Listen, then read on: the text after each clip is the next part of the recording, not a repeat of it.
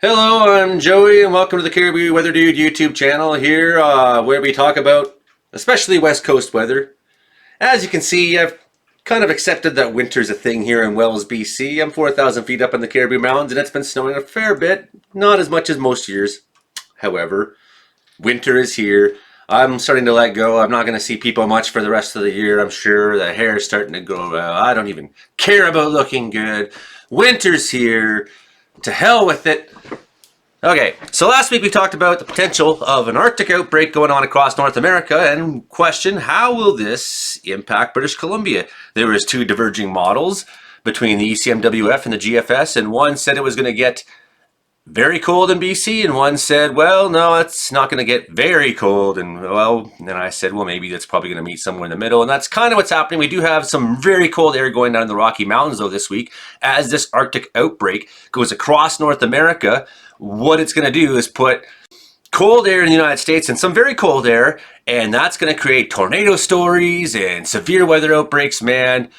Second tornado season is finally arriving in the United States. It's a pretty big deal. There's a bomb cyclone going off on the coast of BC right now with strong winds, just putting precipitation in northern BC. Let's look at all the stuff. Let's get to the stories right now. Let's go. Sketched out. Big moose. Getting angrier. Now if you jump off the roof. There she goes. You never know what can happen. What's going on, you know. Here she comes. That's pretty close. Here is the 500 millibar GFS sort of model that they put out there at the University of Carolina, I believe it is. And I like this model system. I've been using it a lot lately. This map. So here you have the bomb cyclones going off in BC. It's smashing up into the panhandle, putting lots of snow in the northern BC. And we got this big blob of high pressure going on right in the center of the continent. And this cold air is starting to spill down and it's wrapping around. We got high surface at the 500 millibar. So that's what, 16, 20,000 feet, something like that. The winds are all going like this. And then somewhere down here we got a lower level jet that's feeding up, and we're going to have an outbreak of tornadoes. I know very high risk is going on, say in places like New Orleans, Louisiana, I should say, the state of Louisiana, Mississippi, and that's going to continue over the next bunch of days. Now we would just play this model out. Look at BC getting smashed up in the north through tomorrow, and we watch all that cold air starting to come flying south. We see the potential for vorticity there and down these southern states, like I was saying. So thunderstorm outbreaks, severe weather outbreaks, very, very, very likely there.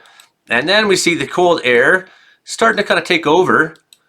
Nice, clear, high pressure for BC. And look at that, by Friday, we're kind of sunny, but cool. Sunny, but cool this week. And well, how long will that last for? Looks like some stormy weather might try to return into next weekend. As we play out the month, maybe returning to somewhat of a stormier kind of setup. And you see here, this is a GFS model. High pressure, low pressure, watch that. So northern Vancouver Island into Tuesday, probably getting some precipitation there. We see that cooler air is sliding down into BC, and we're going to watch that play out now as it pushes itself across into the continent. Blobs of cold air moving south. Look at that, all the way in now, definitely into Colorado, BC. You see all those blue colors on our isobars and whatnot. That's definitely means we're in the cold side of things. So here we are today. We got that bomb cyclone, 963 millibars. That's pretty deep. And we see that severe weather going on down there in that southern part of states I was talking to you about. Cooler air sitting in through much of Canada.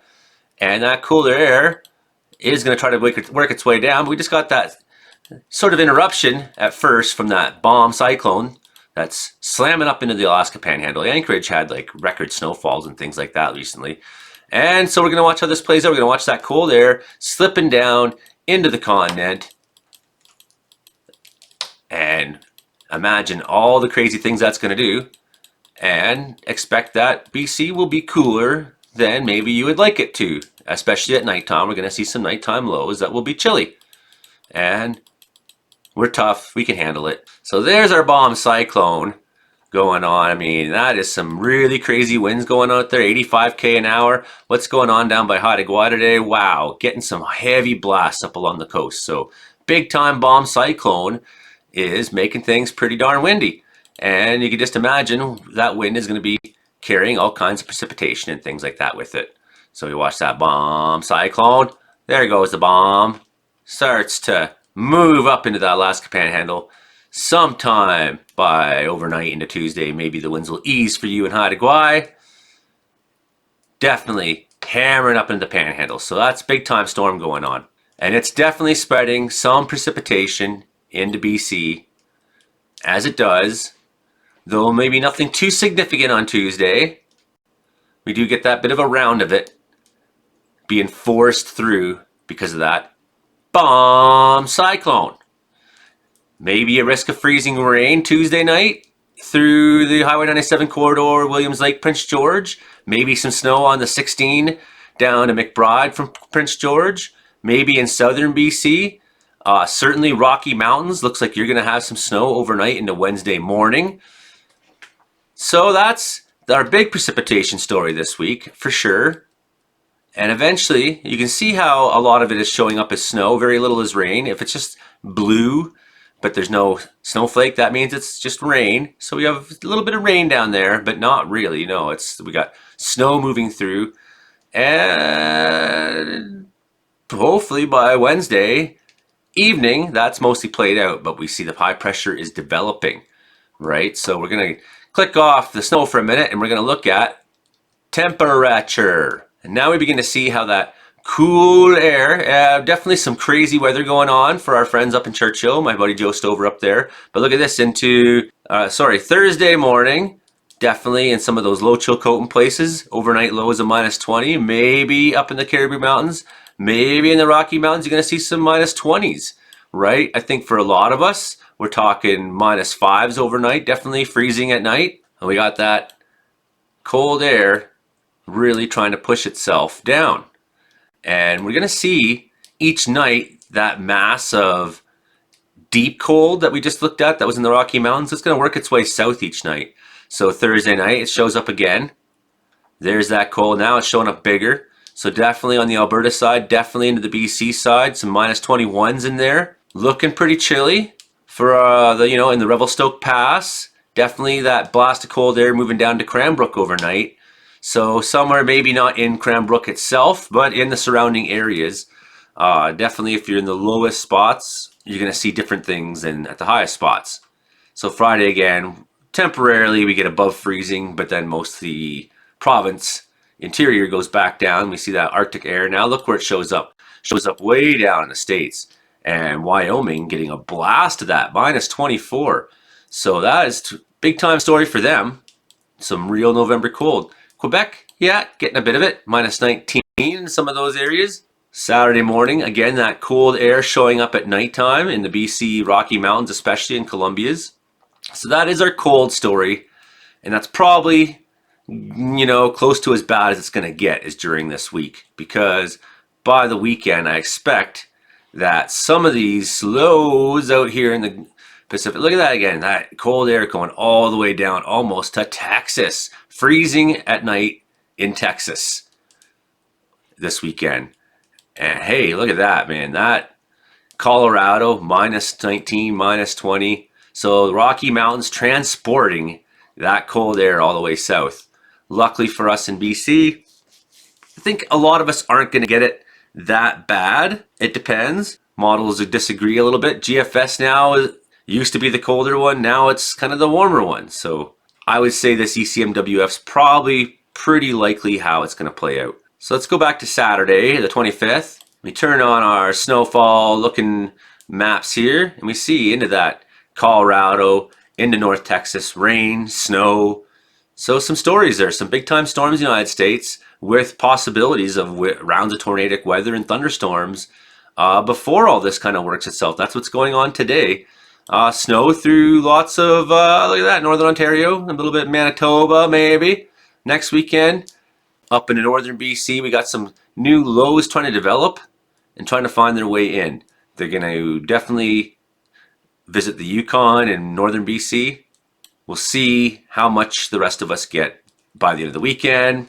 In a few days, I'll have a forecast that kind of gives us a better idea. But look at that, into the Peace Country, north of Prince George. Seems like Sunday night, it could be the end of the coldest of nights, maybe. Maybe we'll get a fluctuation for a temporary fluctuation up to some warmer weather because the warm air transports the snow. transports the precipitation. So generally when we get these Pacific weather bombs, they do cause the temperature to go a little bit in the upside for us. So that's looking ahead through this next week. Some colder air in BC. Not a whole lot of snow, I don't think. Most of that new snow is in the coast mountains. A little bit in the Rockies, a little bit here in Wells could be expected. In the next 3 days, next 5 days, what are we looking at? Not a big change for BC really, no. But certainly in that central part of the United States we're just looking at. A little bit maybe through eastern Canada.